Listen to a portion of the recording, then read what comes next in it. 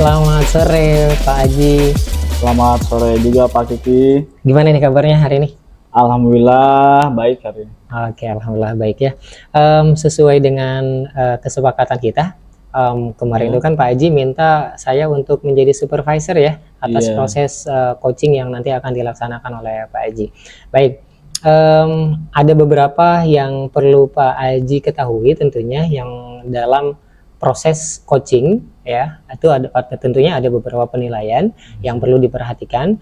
Yang pertama, bahwa dalam proses coaching itu kita harus betul-betul ada presensi, ada menghadirkan diri ya, kemudian juga ada kompetensi mendengarkan ya, kompetensi mendengarkannya dengan baik atau tidak, kemudian bagaimana seorang coach itu bisa menghadirkan pertanyaan yang berbobot. Nah, dari ketiga unsur tersebut tentunya akan saya nilai semuanya ya, bobotnya itu dari skala 1 sampai dengan 4. Ketika nanti Pak Aji menyampaikan presensinya baik, kemudian juga bisa hadir secara penuh, ya pasti penilaiannya ya skala 1 sampai 4 mau di 4. Kemudian tapi pada saat proses mendengarkan begitu juga baik, ya berarti saya kasih nilai yang sesuai ya. Kemudian pertanyaan berbobot juga sama, jadi ketiga-tiganya tentu akan saya berikan penilaian yang sama. Nah, untuk proses yang ingin ditingkatkan dari kompetensi yang Pak Aji ingin hadirkan dalam proses coaching itu sendiri, nanti di aspek kompetensi yang mana yang ingin ditingkatkan oleh Pak Aji?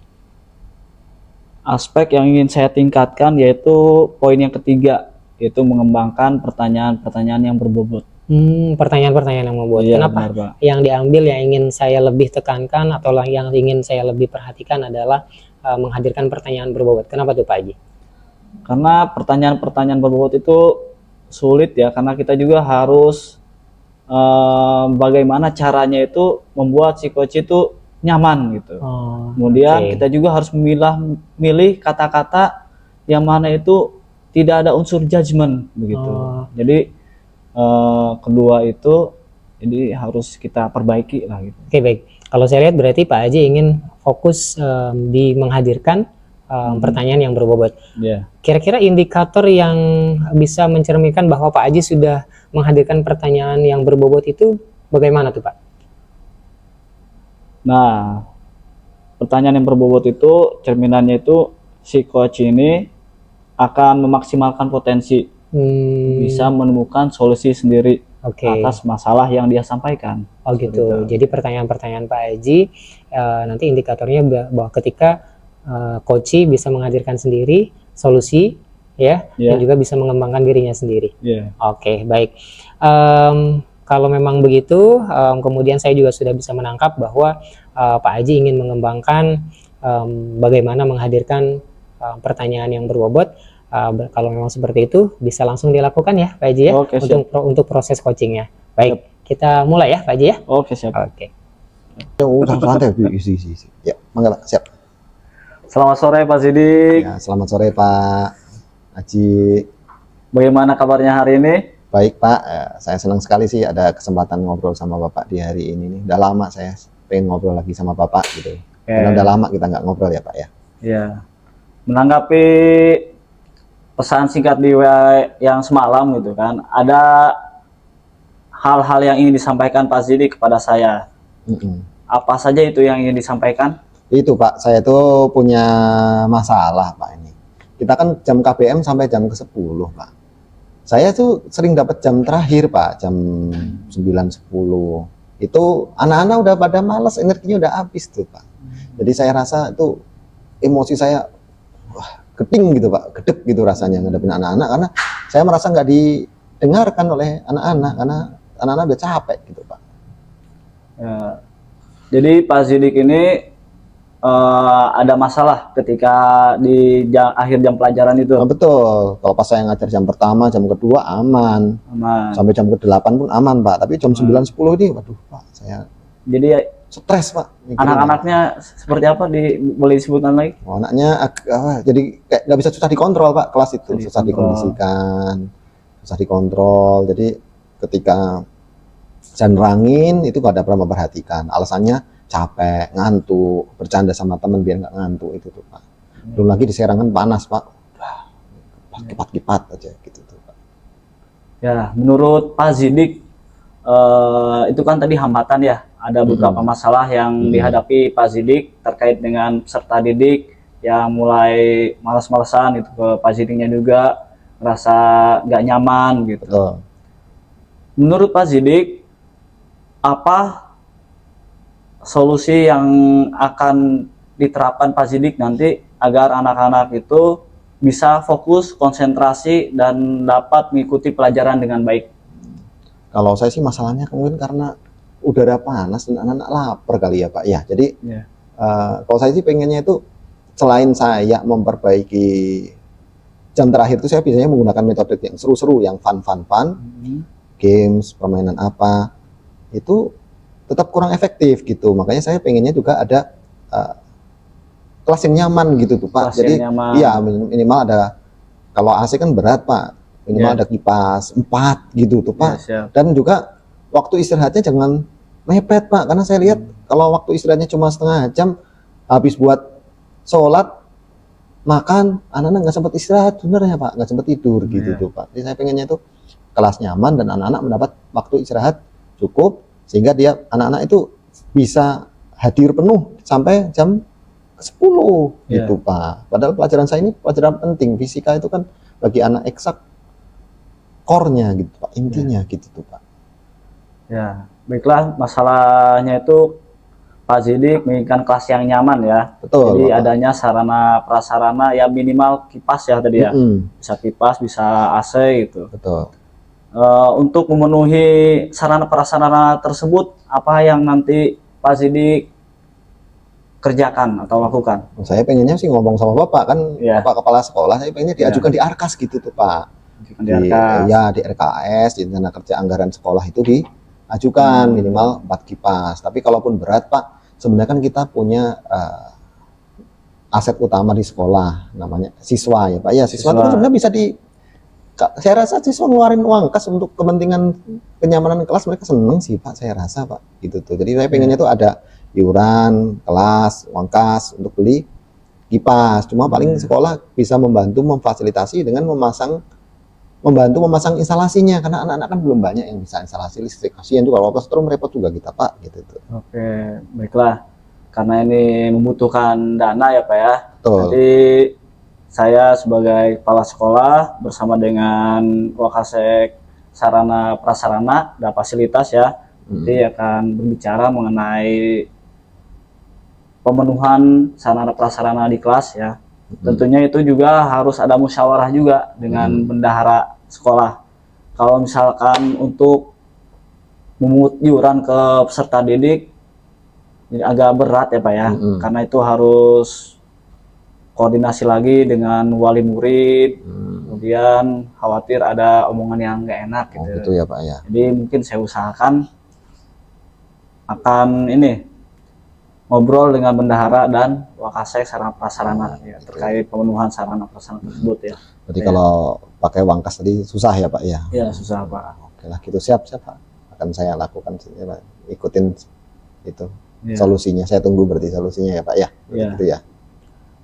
Nah, untuk pemenuhan sarana prasarana kita kan akan ada musyawarah ya. Betul. Ini Pak Zidik juga hadir. Kira-kira Pak Zidik itu bisanya hari apa? Kalau saya sih tiap hari, insya Allah sih hadir sih Pak. Tapi kalau bisa, saya sih pengennya hari Jumat gitu tuh Pak. Jadi setelah jam KPM selesai, guru-guru bisanya semuanya hadir. Karena biar semuanya tahu bahwa sarana prasarana itu penting. Nggak cuma ngajar yang bagus, tapi sekolah juga harus punya aset yang bagus gitu tuh Pak. Iya benar sekali Pak Zidik. Nah, setelah pemenuhan sarana prasarana, menurut Pak Zidik akan ada perubahan positif tidak? Harusnya ada Pak, harusnya ada. Kelas nyaman, anak-anak nggak akan ngantuk lagi gitu Pak. Jadi guru-guru ngajarnya juga semangat. Jadi jangan sampai kalau kelasnya nggak nyaman, panas, bau, apek gitu kan, guru juga malas ngajarnya kali ya Pak ya. Iya. Gitu Pak kalau saya mah. Oke baiklah. Jadi tujuan pemenuhan sarana prasarana menurut Pak Zidik ini agar peserta didik nyaman, aman ya Pak Zidik ya. Betul. Nah, untuk pertemuan kali ini ada kesimpulan yang bisa disampaikan oleh Pak Zidik?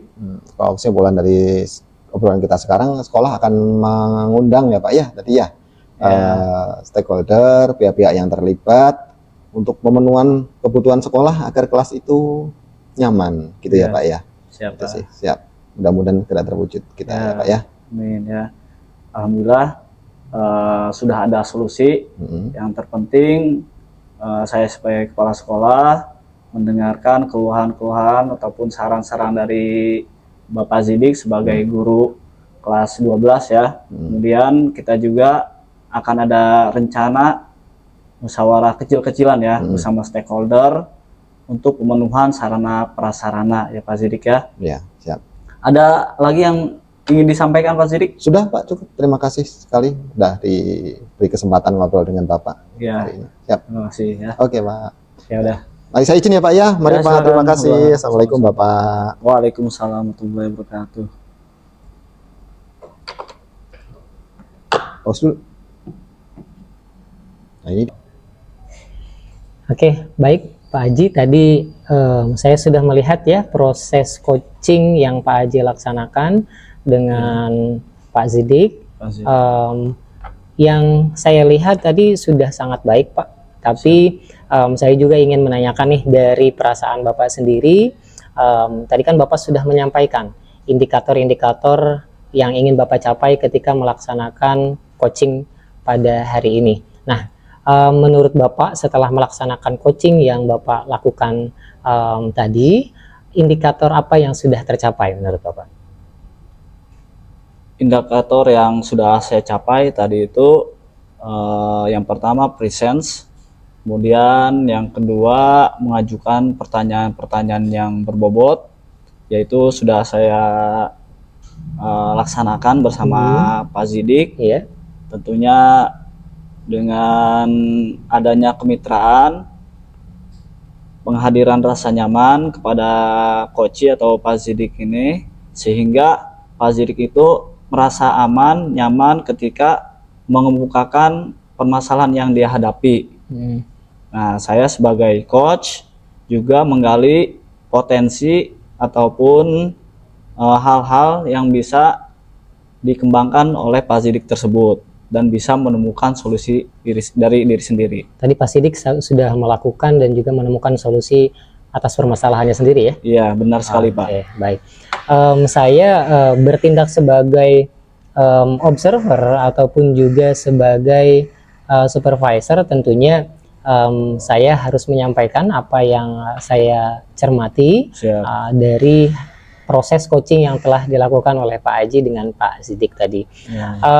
Berdasarkan hasil pengamatan bahwa apa yang disampaikan oleh Pak Haji tadi, proses Tirta sudah terpenuhi semua, dari mulai bagaimana Pak Haji menyampaikan tujuan dari proses coaching, kemudian juga identifikasi dari permasalahan yang hadir pada saat coaching juga sudah tersampaikan, kemudian rencana aksi, Pak Haji juga tadi sudah menggali rencana aksi dari coach seperti apa, serta tanggung jawab dan juga timeline yang akan dilakukan oleh coach juga sudah ditanyakan oleh Pak Haji. Hanya saja ada beberapa catatan mungkin yang memang perlu saya sampaikan. Yang pertama, Pak Haji tadi kan ingin mengembangkan kompetensi dari bagaimana membangun kompetensi menghadirkan pertanyaan yang berbobot. Nah, kalau saya lihat tadi masih ada pertanyaan Pak Haji yang memang mengulangi sebetulnya, mengulangi apa yang sudah disampaikan oleh coach. Nah, itu berarti kalau saya boleh lihat dari data yang saya dapatkan, pada saat proses coaching itu memang kita betul-betul harus menghadirkan diri kita menjadi pendengar yang baik. Karena ketika kita menjadi pendengar yang baik, tentunya pertanyaan yang bisa dihadirkan oleh Pak Haji akan sangat berbobot sesuai dengan hasil pencernaan atau hasil cerna pemahaman dari Pak Haji. Tadi pertanyaannya sudah sangat luar biasa. Akan tetapi tadi ada sedikit yang memang mungkin karena belum fokus ya Pak Haji ya, untuk pada saat-saat pertama. Itu yang catatan. Nah, kemudian dari hasil percakapan dan juga coaching yang setelah dilakukan oleh Pak Haji, ada nggak hal lain yang ingin dikembangkan berdasarkan hasil pengamatan Pak Haji sendiri dari yang sudah dilakukan nih ternyata Pak Haji merasa ada yang masih perlu dikembangkan dari proses atau kemampuan coaching itu? Mungkin sama ya seperti yang saya kemukakan tadi, yaitu mengembangkan pertanyaan-pertanyaan berbobot, dan itu perlu sekali latihan-latihan. Kemudian saya juga perlu juga mempelajari materi-materi yang ada di LMS. Nah, kemudian harus adanya jam terbang ataupun frekuensi. Oh, Ya, lebih sering berarti lebih ya, Pak, ya? sering. Jadi agar lebih terbiasa gitu. Supaya ya seperti yang tadi, karena itu pertama kali ya Pak ya. Oke, baik. Baik, terima kasih Pak Haji. Ini kembali lagi proses coaching yang memang sudah dilakukan sudah sangat baik. Tinggal nanti kita terus lakukan pembiasaan ke depan. Mudah-mudahan ini akan menjadi proses perbaikan kita dalam membangun dunia pendidikan. Oke, terima kasih Pak Haji untuk kesempatannya dan Assalamualaikum warahmatullahi wabarakatuh. Waalaikumsalam warahmatullahi wabarakatuh. Terima kasih Bapak. Baik.